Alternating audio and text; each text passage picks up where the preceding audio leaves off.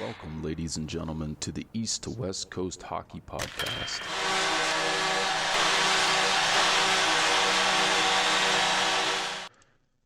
Welcome, guys, to our preseason episode of East to West Coast Hockey. I'm Andre, and this is Patrick.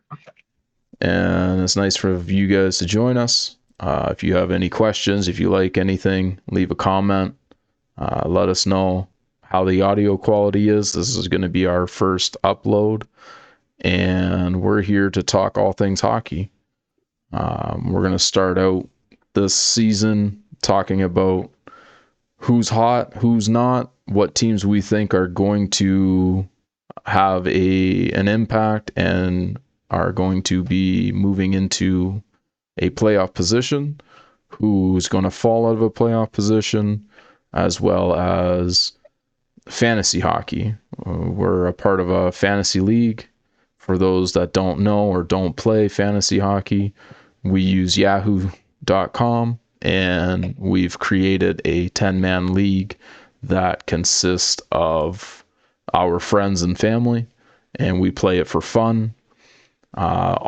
And all of our decisions that we talk about today will be based off of these categories, which are goals, assists, points, penalty minutes, power play points, shots on goals, hits, blocks, goalie wins, goals against average, and save percentage. And out of those 11 categories, each team needs to win a minimum of 6 categories to win the week. And at the end of the season, it goes by total wins, total losses, and it groups it in a category of points. And it's 2 points per category. Is that how that works? Right. Yeah. So at the end of the season, it'll be your grand total of points, and then first plays 8, as you can see up a little bit there, which says the playoff rankings there. The last 3 weeks before the end of the season ends, it does it, so you still have players playing. So it'll give you kind of a rundown. If you haven't done fantasy before, it kind of gives you a little bit of rundown on how we do it and how we find it works best for us. So enjoy what you're going to be listening to, because it's going to be a lot of hockey, and we're pretty in depth with what we talk about. So you'll get lots of insight, especially if you haven't done fantasy before. And for those who are listening and not watching our videos, you can check out our content at easttowestcoasthockey.com. The links will be below. But for those who are watching, these are our last year results on our 10-man roster. First round exit was Patrick, and Friday's fine team was myself, Andre. And this is the point categories at the end of the season, where players or percentage, and these are the points. See there, it shows who first, second, and third as well. There's got the trophies there beside the names. Yes. So we play a quarterfinals, semifinals, and finals. And on top of that, it shows how many player moves, meaning each week we have a total of 4 pickups, or 3. Is it 4 or 3? 4. We have 4 pickups per week. So if there are teams that only play twice in a week, and there are other teams that play 4 times in a week, there's some strategy involved in dropping and picking up players. And yes, and especially if you're losing a category and you want to try to get back that category, if you're losing halfway through the week, you can maybe move some players to try to pick up some hits or some blocks, or maybe a couple of goalie wins. Yeah. As well. Nice.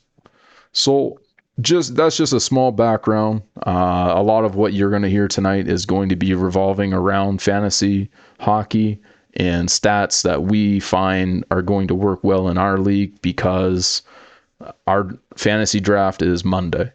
So we're prepping right now. Yeah, and we run a little bit different than most leagues, because we do a couple different categories where we've taken out the face-off. I think the face-off's the plus minus. Or do we have the face-off still? No, we don't have face-offs. So face-offs and plus minus are gone, which change from the average rankings of what other players rank people at. So it will be a little bit biased towards our our own league and how we rank players. But you can And use this strategy in any league you play. You just got to look at the categories that you're looking for and break down each section so it works benefits you. and how you can do that is Google Sheets is a free spreadsheet where I was able to input last year's NHL stats and break down categories from goals, assists, points, penalty minutes, shots. These are power play points for goals and assists and a total, hits, blocks, and it just breaks down every player in the league. So we can see on average how many points per game a player is getting on this D category. Brady Tkachuk in our league is probably one of the most valuable players who's, when you put him in your lineup, he's going to average around 11.2 points per game. So he'll end up getting some hits or some goals, assists, points, penalty minutes, a ton of shots. He's on the power play. He's hitting. He's not really blocking, but regardless, in our league, Brady Tkachuk's ranked very high. Yes, and also when you say points, it's not actual points; it's points per category. That's what you mean by that. Points per Not actual category. goals. It's every point. Like a 5-minute penalty is 5-minute point, 5 points. Correct. It would be these categories down here. He's going to average 11 categories out of the forward and defenseman category. He averages 11 of these statistics combined. Anyway, we'll get off our own league and we'll dive into the hockey, starting with which teams are going to be hot this year for fantasy hockey, who made the most moves, who positioned themselves to have a potential chance at winning a conference title. Our first pick, our first team that's going to be hot is Detroit. Yeah, massive amount of moves this offseason. If you look at all the players, if you scroll down a little bit there, you can see anybody that has the Detroit symbol on them, that's a player they picked up this year. So there's 4 right in the forwards, right? The first thing. And then I think there's a few defensemen as well. I think they picked up like 7 players. So getting DeBrincat was a big move for them. Comfort was from Colorado, I believe. Fisher, and then Daniel Sprong was, I believe, on the Kraken. And picked up Petrie from Pittsburgh, Gossespera, and then also Justin Hall. So great moves. Pretty solid team now. I think they're going to do some damage this year through the season. Yeah, they made a lot of good moves. I agree. I heard some talks from some other podcasts. Guys are saying Detroit's going to win a cup in 4 years. The move of getting Steve Yzerman as their GM was a big move. I've also heard rumors of potentially seeing Steven Stamkos get signed in Detroit next year if he doesn't re-sign in Tampa Bay. Whether or not he follows Steve Yzerman to another team, time will tell, and we'll keep you up to date on any rumors like that. Definitely going to be changing Larkin's game this year. He hasn't had anybody that talented playing with him for a while, so I think that's going to make his game even better. And he's been good even without, kind of an underrated player. You'll see a big difference this year from him. Well, DeBrincat's in his prime. I think he's like 25 years old. So yeah, him coming in around, he's going to have some confidence going in there. New team, new start. I don't think he really gelled. He gelled well in Ottawa, but not really. He wants to be a top line player, and that's where he should be, I think. So. Well, he had a down year leaving Kane, getting cut from Chicago, picking up, moving, going to Canada. That was his first time in Canada, playing for a Canadian team.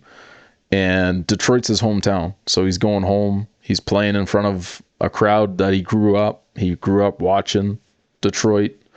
So it'll be interesting to see him and how he picks up his game in front of his hometown.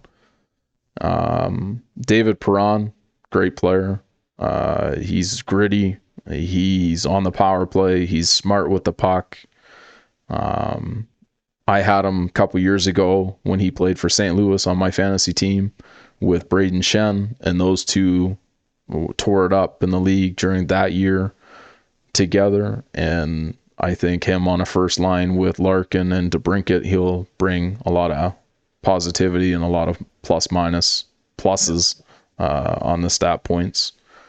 I mean, even their second line's a good line too. Another guy from St. Louis, I believe there. And then you have Lucas Raymond, who's a rookie there. Was great last year again, so I can see him also adding some offense again this year with that line.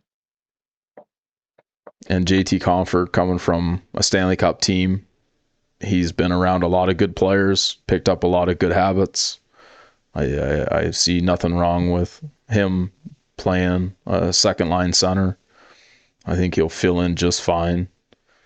And their defense core, Mortiz Sider, Sider. Kind of had a down year last year, but I think this year it'd be a different all around because different team, much better players. I think they're going to make a good run this year. I don't want to. I'm going to argue with you a little bit on him on saying that he had a down year. He didn't have an offensive year, but I was looking at his stats and he shot the puck about 50, 60 shots less this year or last season than he did in his rookie season. And he only went down a couple points. It wasn't a crazy amount of points, but he focused more on his defensive game. He picked up about 40, 50 more hits and 30 to 40 more blocks in that season versus his rookie season. So and that's another thing too. You have your first season, you're kind of timid and you're not really, maybe not getting as much ice time either. But he definitely is going to be a better player for them this year again.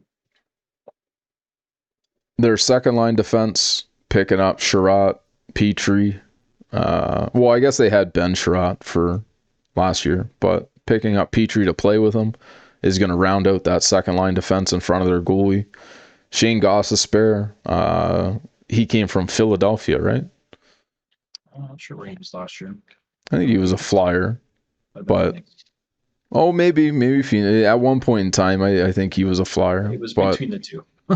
Yeah, we can remember everything.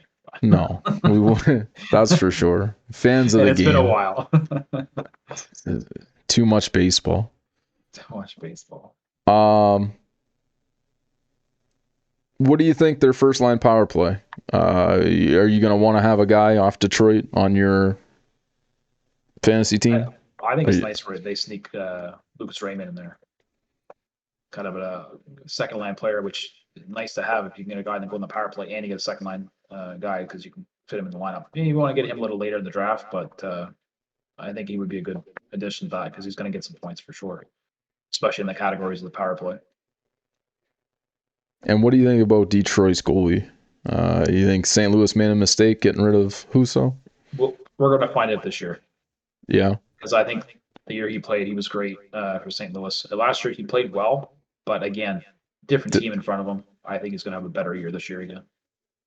And Reimer, he's a veteran goalie. He can help when he needs a break, and he can help give some guidance. But Husso will probably play 50, 52, 55 games, and then you'll see Reimer in the rest of it. As long as nobody gets hurt, it'll be the two that run with. So over last year, Detroit wins more games than they did last year. I think they would, yeah. Probably at least 10 more wins. Detroit making the playoffs this year? 100%. 100%. Okay. All right. Anything else you want to talk about with Detroit? No, I think we're clear on those. So if you're a Detroit fan, welcome to some fun for the next couple years. You guys definitely have a good team. It's going to be fun to watch for the next few years for sure. Toronto. All right. Go with Toronto. I'll let you break us into Toronto. Well, Toronto is definitely a team that a lot of people like, and there's some great players in this team, but they can't seem to get it together on when they need it the most. But we're going to see what happens this year. They made a little bit different moves than they did in the past, so they got a little more grit. They picked up Tyler Bertuzzi. They got Max Domi and Ryan Reeves. I'm not sure if this is what they actually needed, but they did it for a reason. So we'll see what happens. Now, not sure what's going to happen with Nylander. It looks like they've moved him to center now. I don't know. I think they're trying to have three scoring lines instead of having just the two they had before. So they're trying to move they definitely have a hitting line now. So they're trying to move their players around and get some more goals from other players other than Matthews and Marner. Now, also, I'm not sure how that's going to stay like that because Nylander doesn't usually play center. So they just put him in there in training camp. So we'll see what happens with him playing that position. Now, if you look at the power play line on this one here, I mean, you got a solid power play. So the only thing I don't like, and I think, which is a really hard thing to say, I know Morgan Riley, a lot of people like him, but he's really, for fantasy, he's not a point guy. I think he had 42 points or something last year. I mean, they maybe had a down year last year, but they didn't. Like they played well last year. It's just the scoring was more spread out. And does Matthews come back and have a better year than he did last year? I mean, he scored 60 goals the year before. Is he going to do that again? I think he had 42, 85 points, 42 goals or something.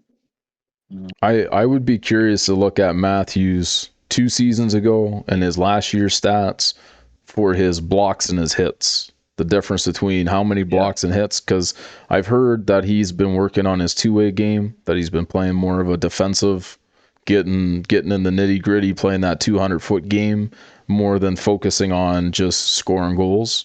Mm-hmm. And that coaching strategy has shifted his ability to get more chances to score, and I think it's hindering his offense.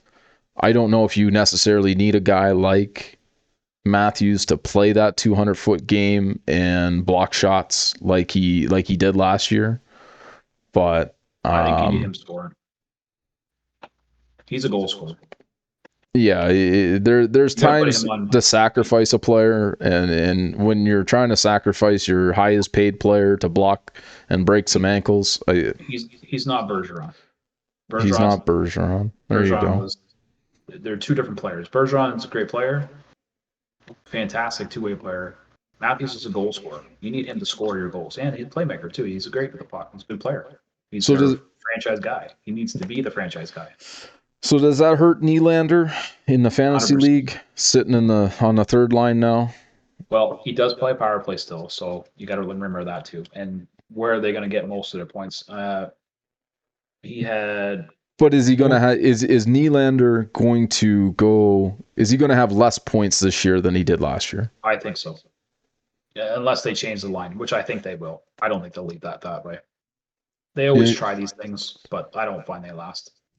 You think they'll trade him? I don't know if they'll move him, but I don't think he'll be on that line. I think they'll go back to the two-line scoring lines and try to put the puck in the net. Now, goaltending for them is going to be an issue. Matt Murray is done. He's on. Yeah, he'll probably retire. So, I don't. Also done. So now, Samsonov, I don't know. I don't know if I can trust him, but they got to have somebody. And Wool is not the guy. He's definitely got inexperienced on that team. He played well when he played, but he just didn't. He fell apart at the first couple of games. They run his team as well. They're just rookies. You get lost to learn, and you're not playing the same teams every night either, right? Some teams are harder. You might play a weaker team and play, hey, I had a great game, but then you play another team and gets destroyed. So I can't see Nylander staying on that line, but you definitely need to have him on the power play because he is probably one of their better players.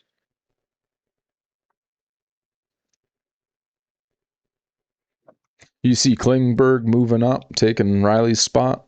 100%. Yeah, I don't know. I never really looked at Riley as a player that was like, oh, this guy's offensive talented. And Mm. and the more I looked into it, I was like, oh, okay. I mean, he didn't only had like a couple of years where he had 70 points, and that was his like max points. It's not really a if that's a top end. I don't know. It just to me, he doesn't seem like he puts up enough points to be where he's playing. Now Klingberg, old guy, maybe he doesn't put up as many points either. I think they might struggle at the first year trying to get this team back to where they want it to be with the juggle on the lines. But you might get some fire to those other two guys. Create Bertuzzi some is a competition. feisty. Bertuzzi's feisty, so he's going to be out there. Domi's feisty. Reeves, he's going to fight anybody he can. So there's no one's going to hurt anybody here because Reeves is going to be fighting. Bertuzzi can fight. I Domi can did fight. I did notice Marner and Matthews getting pushed around a lot last year. A little bit of stinky gloves to the face, and they didn't really have anybody to stand up for them. There was no Ryan Reeves on Toronto last year, so Yeah. I do like that pickup. I'm not a fan of. I guess I'm a little old school in the sense that I believe in a bigger team to contend for a Stanley Cup. I don't see too many small teams that have a smaller average hoisting the cup. I got that old Bruins mentality, the old bigger is better, the old Philadelphia. So Broad Street Bullies. yeah, a little bit like that. So when I I see them mean, pick up Domi and Bertuzzi, I see two small guys that they may be feisty. They might be able to make a little bit of time and space, but at the end of the day, to win a championship, in my opinion, it's about killing the clock around the boards. It's about keeping the puck away. It's about making some smart plays out of your own zone. It's about being able to separate a man from the puck. And I know myself playing hockey all my career, being a small guy, I'm only 5'9", playing up against someone that's 6'1", 6'2", 6'3", it's hard to separate them from the puck. And you're at a disadvantage. And I watch it all the time, watching small guys, and they have to work 10 times harder than a bigger guy when it comes to the physical side of the game. So, would I have liked to have seen Toronto get a couple guys that were a little bigger in size? I think so. But at the end of the day, I guess we'll see. We'll see what Domi and Bertuzzi, they'll quiet the fans or they'll quiet the critics and play their hearts out and see what kind of season they can have. See if they can make it past the first round. all right, who's next in our list here? And you got Toronto making the playoffs again this year. I think so. Next, we're gonna walk into New Jersey. One of my favorite teams right now. Another contender for the Cup or the playoffs. I think these guys are going to have a great year again. Made a great move last year, close to the end of the year, get Timo Meier. He's a great player, really good for fantasy, points per player kind of guy. Jack Hughes, probably one of the most underrated players in the NHL right now. Also playing with Jasper Bratt, who is, I mean, he's a good player too. Adding to his point totals from Jack Hughes is they definitely play well together. I think Toffoli is actually going to be a good key to that line. I know you're not a big fan of him, but I find he's going to be play pretty good there. I think that's a great line. Second line is going to be an also good line. I'm not really sure this Holtz guy is, but I know this other guy underneath him is the Dawson Mercer. Also, I got to look out for. He might have a career year this year. Also, inside joke for why I don't like Tyler Toffoli, and it has everything to do with the brand that I'm wearing on my head. He's an ex-Calgary Flame. Listen, you're not a Calgary fan? Not a Calgary fan. So am I going to be a little biased about every player on Calgary this year? Watch out for that because the Battle of Alberta is real, and I'm definitely rooting for the Oilers over here. As you can see in my background, I got some legends and some legends to be. So I'm all in on the Oilers hosting a cup. That's the team I'm cheering for. So Tyler Toffoli, welcome to New Jersey. I won't beat up on you too hard, but last year I definitely shit talked a lot of Tyler Toffoli. Yeah, so there's a couple of good guys there you want to look at for fantasy. Meyer and Hughes, and then you're going to look at your defenseman here. Also, some pretty good. Some Hughes, right? Luke Hughes is coming in the league this year. Um, another Hughes brother. So Mm. look at him to be maybe putting some points up. It's a debut on Sunday there, looks like. So it's just had his game. I don't know how he did it, but yeah, definitely Dougie Hamilton is going to put some points up. He's one of their leaders for that defense core for sure. And just a plug for dailyfaceoff.com. Our website isn't up to date currently. We are still under development, but we use Daily Faceoff. It's a great fantasy league website. When I was told about it in my first year of fantasy, I did a lot of research. These guys put on excellent write-ups. Yeah, Um, quite they good up to date stuff for fantasy as well. And a they lot of have the a time, draft kit. yep, So if you're looking for an alternative source, they have projections of over 650 skaters. I it's good to get definitely, another. It's good to get another insight about how people are doing their drafts in fantasy because again, different categories are going to make you pick different players before other players. So definitely a good tool and definitely very helpful. Team by team lineups, who plays power play, you got all that jazz. We'll hopefully be getting the same kind of stuff on our website when we get that running, and also be able to do the same kind of stuff as well. Now, there's another thing I want to talk about too is the goalie. I'm high on that goalie. I like that goalie a lot. I think he's going to have a good year again this year. Obviously, definitely helps when you have a team like that. But yeah, I you think he's going to solid year. you watched them as a Capital, right? Because you're a Washington Capitals fan. Been watching Ovi for a while. Vanek played for Washington a couple years ago, right? And so he was there was Samson. They went through so many goalies after Holby. not Holtby, Holby, because that guy was full of holes. How they want to cut with him, I don't know. Yeah, just a Everybody knew when they sieve. used him in fantasy how bad he was. But they went through a ton of goalies. Grubauer, Samsonov, Copley, I think it was the other one. Mm-hmm. And there was a Okay. few. So So yeah, you're high on New Jersey making a playoff I run think this they're going year? to make a definitely a big run this year. I think they got unfortunate last year getting knocked out, but I think this will be a different year. They made some good moves, picked a couple of their players, and there's going to be a couple of guys on that team that are going to have a career year again this year. If you had to pick one guy off their power play unit to be on your fantasy league out of those five, who are you taking? Hughes, Taking 100%. Hughes? You'd like to fill a center role on your team with him if you can pick him Mm-hmm. up in a good draft spot. He'll be over 100 points this year. Myself, I'm gonna take Dougie Hamilton. I think Also a good Hamilton pick. is going to have a pretty good season. And I Even too, Myers there is good too. well, if you can combo two, if you can combo a forward defenseman off a good team and get a couple Yeah, points off of the power play, it that's a very definitely. interesting thing point of looking at too, because there's a lot of people in our league that do that and would like to have a pair of players or three that can play on the power play line. And then if you get a power play point, sometimes you can get three power play points off that one goal.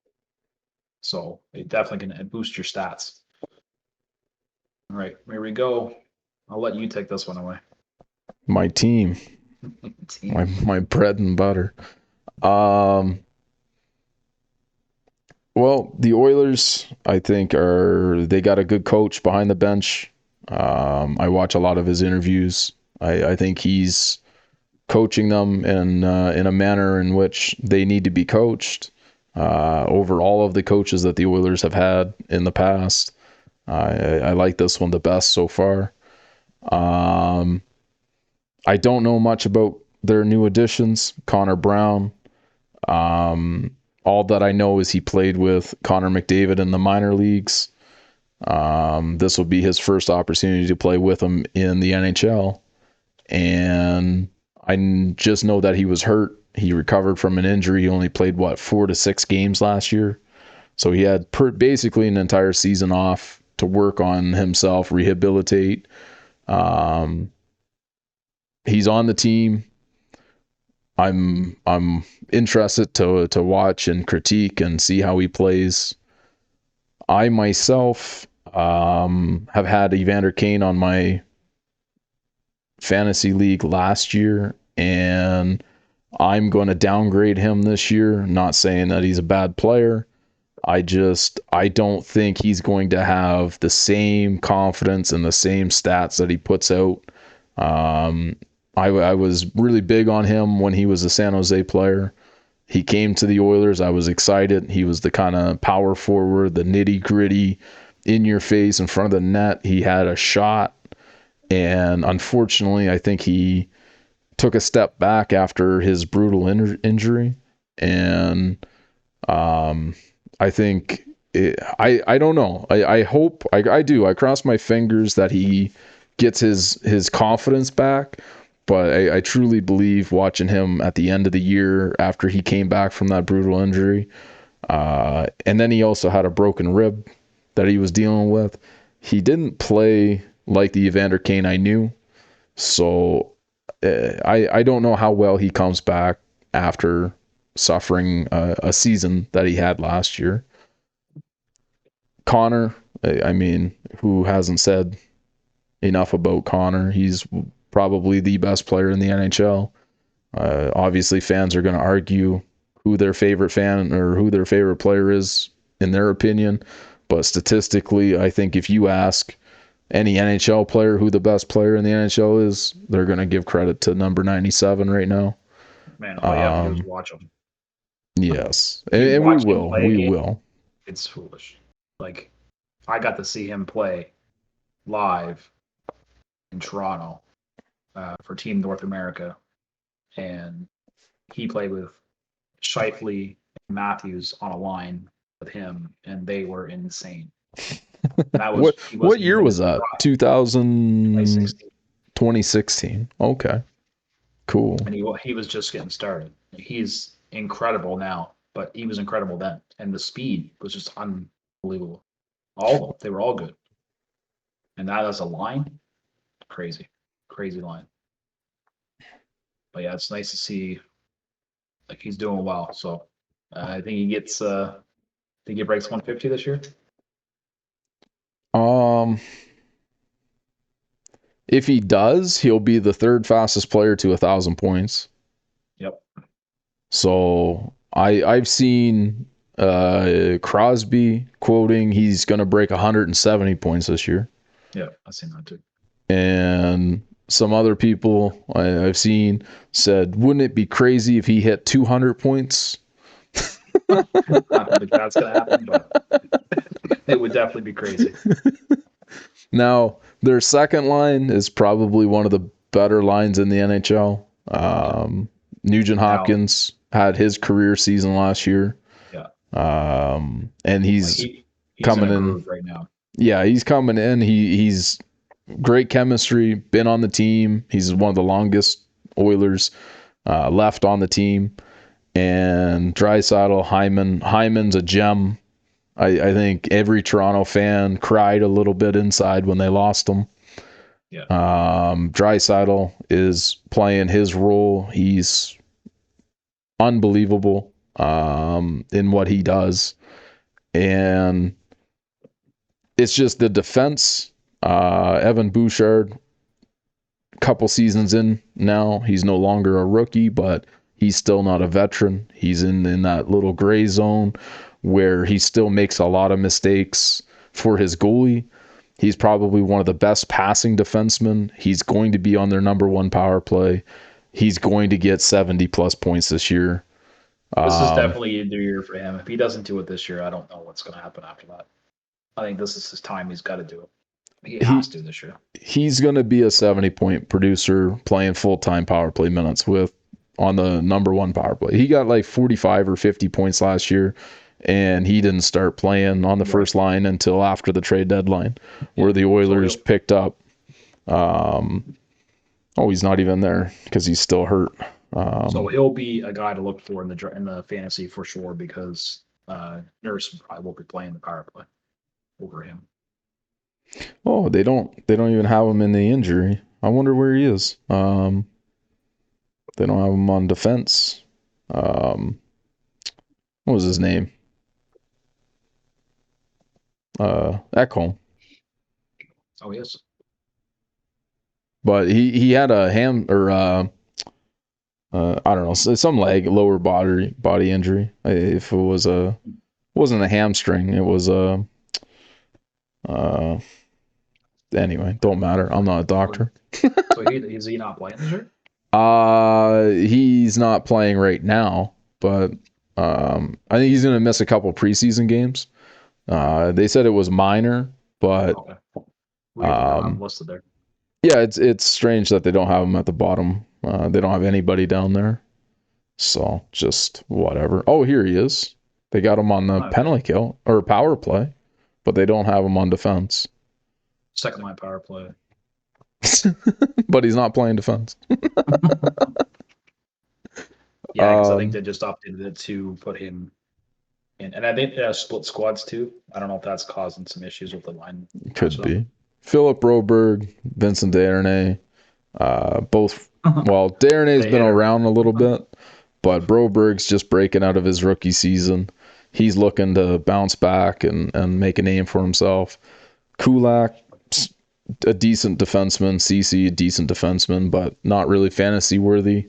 Neither are the two on the bottom. Nurse. That's another thing with fantasy too. You're going to be looking at the top two lines per team and the top defensive unit on every team.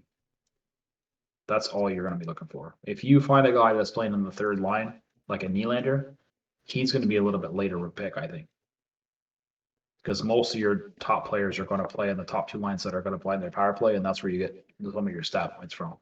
Goals, assists, power play points, shots. That's all comes into play. Playing in power play minutes and stuff. So you're definitely going to be looking for that. If you're looking for that in part of your categories. I think the Oilers, their weakest link right now is in between the posts. Skinner, amazing goalie. He was a rookie last year, and he would have been an amazing rookie had he been starting behind a number one goalie, learning from a number one goalie, and played 30, 40, 34 games-ish. I think those 34 games would have been stellar games for him, especially playing the easier teams. He's not going to be going up against Colorado. He's not going to be playing against the powerhouse teams that are Vegas and New Jersey. Like, he's going to be playing against the Arizona, the bottom feeders, the guys that are the Chicago, the teams that are Anaheim tanking, that you don't see them breaking into a playoff league. That's what your rookie goalie, that's where his confidence builds. That's where he's going to get some wins. He's not going to be playing. He's learning. He's going to be able to adapt to a team that's in a rebuild versus a team that's ready to win a Stanley Cup. And I think Jack Campbell let Skinner take over his crease. Jack Campbell played terrible. Couldn't stop a puck last year. There's no real excuse. He's kind of a veteran goalie. He got paid. Yeah, he got paid. He got paid $5 million for 5 years or something like that. How many times you seen a goalie get paid and then they don't want to play anymore?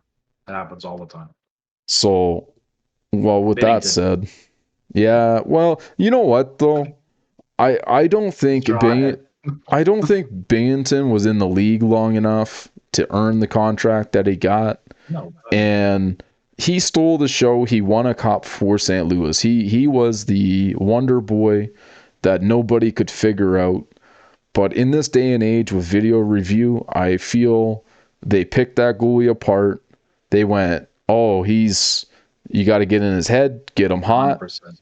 he's unfocused. Oh, he's you can get him to lose his cool real fast. Reminds me of Hackstall. A little Loses bit. super fast. Or Dominic Or Hashing. Oh my. Another one. Patrick Waugh. Throw his stuff at you. Throw his gear at you. Hashing. Oh my god. He was so funny. The flopper.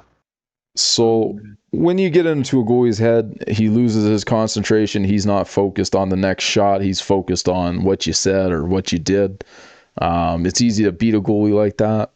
And then at the same time, I think the video replay coaches pick that goalie apart, let their teams say, oh, he's got a bad whatever. I don't watch him that much, so I can't pick out the goalie's weakness right now. But every goalie has one, whether it's glove side or blocker side, high or low. But they're definitely saying, hey, shoot here.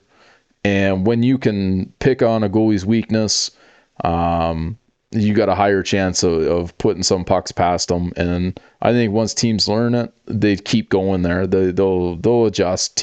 Players are smart, and I think Binghamton just ultimately got picked apart. And in his rookie season, when he came into the league, nobody knew him, so he had that blank sheet. Nobody had a strategy. Nobody knew how to beat him. And then after 82 games, after 100, 200 games, now they have notes. And I think he's an okay goalie, but I think he just took the NHL by surprise in his first year. Yeah. That and just having the holy shit moment of I'm in the NHL. This is look at like wow. Yeah, right. And just had that confidence in a beginner's luck, they kind of say. I mean, you got to be lucky to be good and good to be lucky. Like, it's a two-way street. But the Oilers, again, I think I'm voting for them to win a cup this year. Yep. Do they have the defense to do it? I don't know. Can they outscore another team enough to do it? I think they got the power. That's more where they're at right now. If So they can change that this year, it would be good. They got their goals against down. It would be a little better this year. If they moved Campbell, or if Campbell has a backup or a comeback season, okay. I don't think he will. If he can, if he loses to Anaheim tomorrow, to Anaheim's farm team tomorrow, I'm going to be some disappointed. That's all I know. And then you have, I think they need another defenseman, another piece. They're just like a true stay-at-home defenseman. They're kind of like they have mid-tier defensemen. They don't have a guy. They're missing Larson. They definitely lost a key didn't realize piece. That he was a good fit for them until he was gone. Yeah. So we'll jump off that and we'll go to Washington. This is my team. I'm an Ovi fan. Love my Ovi. Yeah. So. All right. Welcome back, guys. Sorry, I had to pause it. I had an interruption. Anyway, back to Washington, and this is Patrick's team. Take us into what you think about Washington this season. It's going to be a lot different here this year. Not a lot of injuries this year so far. Backstrom's actually going to play this year, which is great. Anthony Mantha's actually going to play this year. Tom Wilson will be back this year. Oshie won't be hurt as much, hopefully. They got a lot of new players. The last of their team, I don't even know who these guys are. There's number 91 and number 59. I have not heard of those two. Dowd, definitely a good player, but the key thing for me on these guys is Kuznetsov. I'm not really sure if they're going to trade him this year or what's going to happen, but it's nice to see Backstrom come back after his injury last year, the whole year off. Wilson's been working crazy amount. That guy is in shape. I don't know if you've watched any videos on him lately, but he's ready to go this year. He'll be a force to be reckoned with again this year. He's a big man. and a very, very strong. So we see him going to throw some bodies around this year again. Hopefully, it's nothing too crazy. Get those 5 in the majors. No suspensions, please. And Obi, of course, going for the all-time goal record. That's going to be interesting. He needs 73 goals or something like that for the all-time record. This year, I think he scores 42. That's what I'm predicting. Mostly, it's funny. Last year, he didn't score as many on the power play as I thought he might have. He did have a lot in the 5-on-5, which was interesting for him. Definitely not as fast as he once was. He still gets around, but he's definitely a power play guy. Pretty hard to stop his shot. If he can get that shot away, that's something you want after. So definitely for fantasy, Ovechkin's still up there, probably top 20 player now still. Used to be a lot more shots and hits, but it's died down on that a little bit. But where you get the power play points and stuff with him and a lot of goals, that's also some of the categories that people are looking for. So definitely a good guy to have. Backstrom is Mr. Apple. Is he like the assists? He's definitely going to be throwing the puck around a lot on the power play. Same as Kuznetsov. Now, if you scroll into the power play there, you'll notice that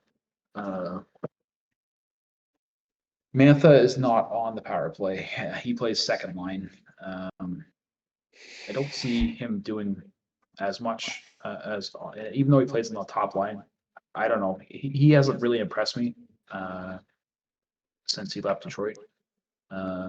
But I thought it was going to be a good addition. But he's been battling a lot of injuries and hasn't really played a full season. I don't think since he's been there. He was sorry. Yeah, go ahead. He was originally from Detroit. Is that where yeah. Mantha came from? Yeah. He's kind of the Holmstrom kind of player where he was big man, stayed in front of the net, but definitely went through some injuries and then hasn't been playing as much. Also, Carlson back this year again. Like they had a lot of injuries last year. I didn't realize, like I did, but I know they're my team and stuff, but sometimes you just forget that they don't have all their players, and you get disappointed when they're not doing well. But sometimes there's a reason for it, and I think last year was a big thing for them where they didn't have their full team most of the year. Carlson got his ear pretty much chopped off with a puck, blocked that shot, cracked his skull, had fracture, and took him most of the year to recover from that, and even came back and played, which is crazy to me. And that between that and the Evander Kane injury, probably two of the more severe ones last year. But definitely going to see a big difference for him on the power play again, even though they're not really ranking him really high. I can't see him not getting 80 points this year. I'm going to throw in the Matt Murray injury as well. Yeah. He blew out both his knees on one play. Like, hence the long-term IR. Yeah. And then Pacioretty as well. I see him in the injuries down here. He went for Achilles surgery again. Something along those lines. They got him, and I think that was a dump your salary kind of deal for that one, because I don't think they intended him to play at all. Because it says that he's not starting training camp and has no timetable to return. I don't think he's going to go back. I think he's going to retire. I think he's would have liked to have seen him play. He'd be a good little player having a third line or so. I don't think he's a top line guy. Do you look at Backstrom as a bench player for your fantasy team? Backstrom is definitely an assist guy, but for fantasy, if you're looking for assists, Backstrom's your guy. But if you're looking for any other category, Backstrom's not your man. He does not put up stat points. He's probably one of the lowest guys that plays in the top line on any team that doesn't get any points. You know another person that's not good like that? And it's Patrick Kane. Patrick Kane, point guy, don't hit, don't block, no penalties. It doesn't add to your stats. So if you might have one shot a game, and that's not what you want in your fantasy team. You can't go and get players that you like. You got to get players that get the points for you and put up the numbers, because that's the only way you're going to win fantasy. If you're just playing fantasy to have fun, and you don't care about winning, you just pick all the players you like, and you'll have a last place finish every year. Because that's the only way you can win fantasy is you're picking players that are getting your stat points. And that's how fantasy works. Do you think anything to do that? Yes. Numbers game. 100% money puck. Um, do you think Boston could take Kuznetsov? Huh, Do you think probably. if Bergeron doesn't get filled by that player that's taken his seat today, if he doesn't work out on their top line, I can see that and happening. you think they'd make room for a guy? Because like I heard you say in the past that Kuznetsov seems like he wants out of Well, I think the Washington. reason for that is because I don't think Washington's looking for a cup. They got their cup. Right now, it's the Ovechkin break the record show. That's what they're in right now. These Hmm. other guys are getting their play time. They're going to finish their careers here, but Washington's going to go through a massive rebuild in probably 3 years. Tom Wilson will be a guy that will probably get moved, and Kuznetsov as well. Because I can't see them. Oh, she's getting old now. Carlson's getting old now.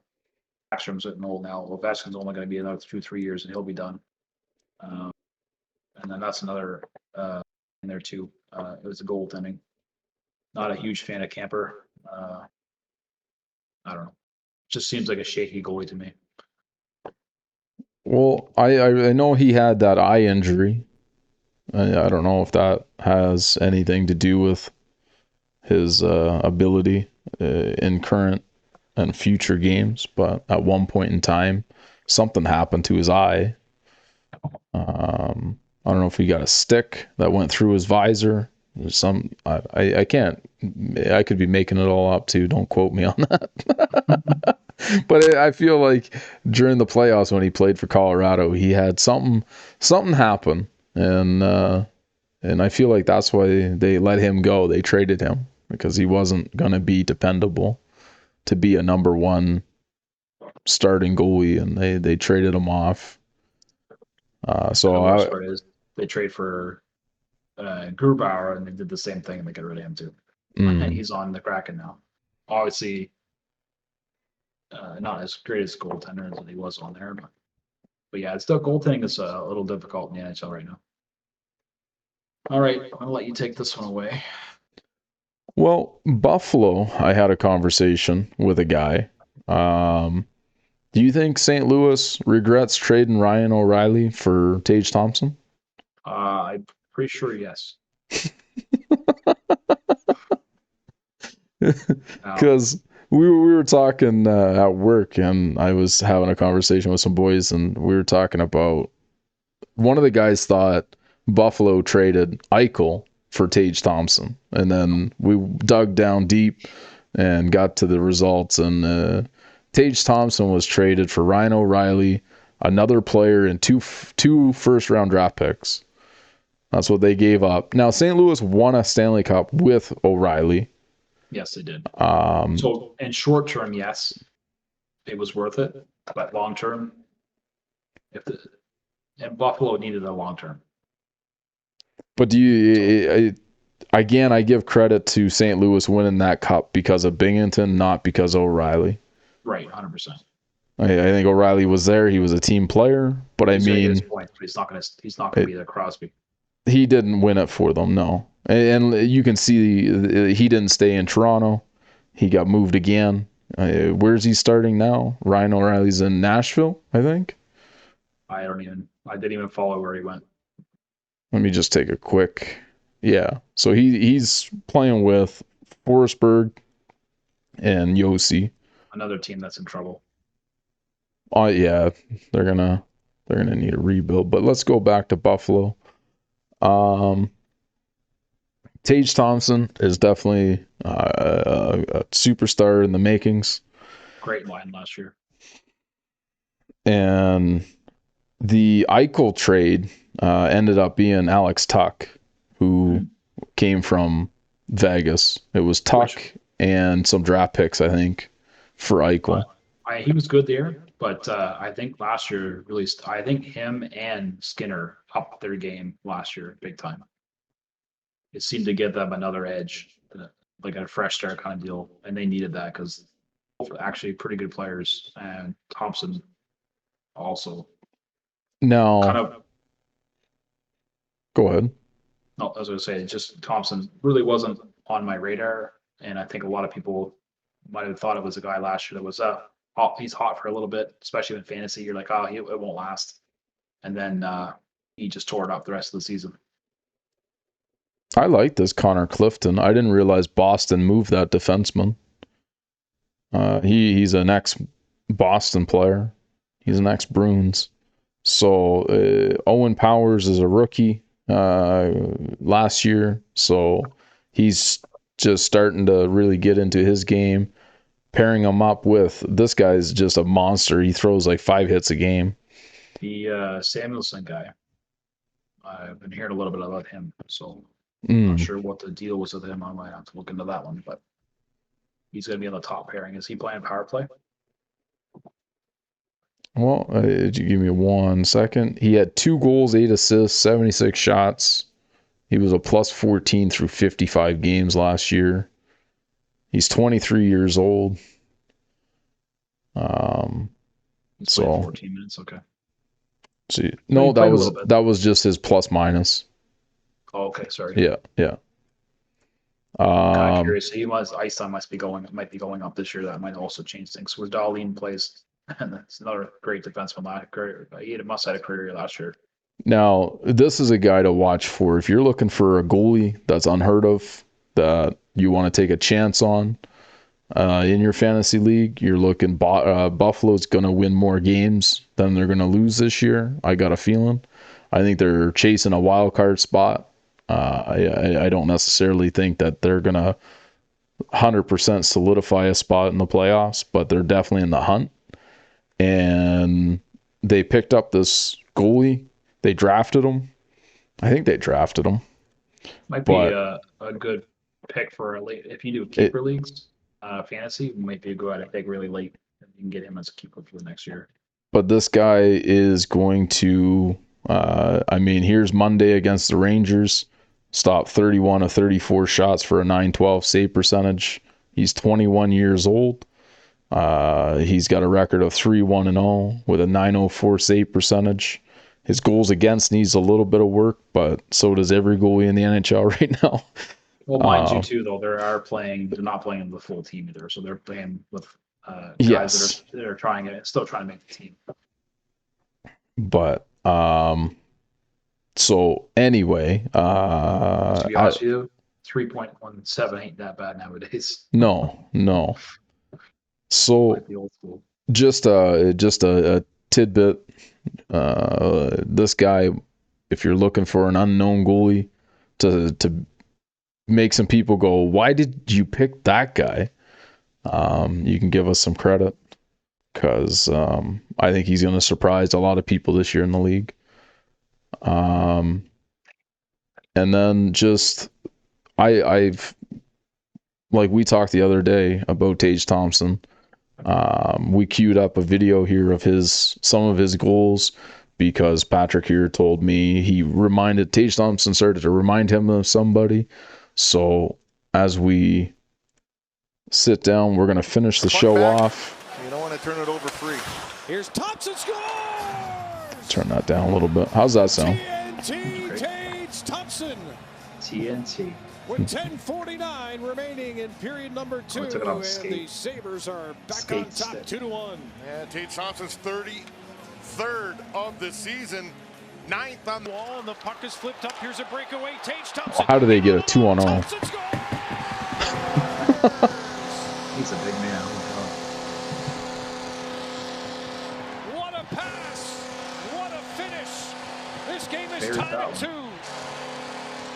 He's got such a long reach. Well, this all happens because the Sabres finally figured it out. They got to relieve the. And Romanov. Puck came in front. The shot is gone. Oh, man. Such a hard wrist shot. That's not a hard wrist shot. Thompson says you can knock me down. I'll get right back up. The Sabres power play have been shorthanded by Columbus. Thompson. And who does that remind you of? And that is 100-mile-an-hour. He's thinking, hey, that guy's got over 800 goals. Maybe I'll try it. I mean, when you see this play off the board, Dylan Cousins just banks it off the boards. So this unit come out for the second time on the power play. The first time they were out there for about 30 seconds, didn't work. Scroop is gassed right now. He's trying to break the camera. Skinner, far side, call him over. TNT with a little And he's even taller too, which gives him even more torque. I wonder what kind of flex he uses. Oh, he'd be short-sided too. Oh my. That's the same game, by the way. Those last 4 goals. He scores five against them, I'm pretty sure. And in one quick motion, you can see. Pass blocked in front. Here's a chance. Thompson holds it. Scores! The patience. He's done it again. I feel bad for not watching this guy last year because I missed a lot. Yeah, me too. 10.7 seconds to go, and Tage up, finds a streaking Alex Tuck down the wing. It's dropped back, and Pacers. What a toe drag. TNT does it again. Blowing up the Red Wings with his second goal of the game. He likes to score, doesn't he? Point of the evening. Yeah, what he had? 49 goals last year? 47. 47 goals. Yeah, that's 5 goals. Tage Thompson one-on-one into the Boston zone. On his back into the net, score! Oh, dude. TNT blows it up. Aw, poor Krejci. TNT made him retire. Yes, he did too. Like, I can't catch this guy. Well, this is where you're starting to see how the team stops. I don't even want to go. Why is Krejci so slow? What was he doing? Here he is, one-on-one. He protects from well out. Hunting first. Oh, nice pass. Yes, sir. Are you kidding me? Patrick Tage Thompson. Mega TNT. Oh, yeah. That was a and the nice Habs pass. rain down at KeyBank Oh, Center. finish. Creating it now for himself. There's the Yeah, he initial passed shot. up. For guys. And Skinner with a beautiful backhand. You know, sometimes it's not always the goal. Sometimes it's the pass that makes Forehand the to goal. backhand to forehand. Coming right down the gut. Off the rush. And here's Thompson. Drag move to the middle, to the net. What a goal! And what a finish. Draisaitl gave up on the play. Drive the net. And Nurse again, not taking the body. Come on, buddy. Nurse, you gotta throw a shoulder at him. But because of the quick Oh. hands, that's going backhand, back to forehand, and that long reach just wraps Yeah, he it scored around. some nice goals. That line's going to be a good Thompson line with the again this year. giveaway. Here's a chance in front. Oh. Goal by Tage Thompson. TNT blows it up. I've seen a lot of these for the first time. Down low in the Tampa zone, and the Sabres are on the board. Wow. Wow. Well, Buffalo fans are getting some Big goal enjoyment of here these for the games. Sabres late See in some this talent first there. period. How do you like going up the middle, Tampa? Tage Yeah. Thompson. You only learned that when you first started hockey, A little right? spinorama move right there. That's pretty cool. So we'll give a shout out to Hectic Hockey for putting that video together. If you like that content, check out his channel. And I think for tonight we'll end the episode talking about those teams we talked about, and we'll pick it up tomorrow or another day here shortly, prepping for our fantasy. You're going to be able to find us at east-to-west-coast-hockey.com, and we're going to continue to work and develop that site. It's not up to date yet. You're going to find us on Spotify. You'll find us on Twitter or X. It's I don't like how they changed their name. It makes things complicated for those who know what Twitter is and those who don't know what X is. But and then you can find us on YouTube, where most of our content's going to be uploaded in video format, East to West Coast Hockey. And that is with a number 2 in the name, not TO. So East number 2 westcoasthockey.com, and the link will be provided in the description below.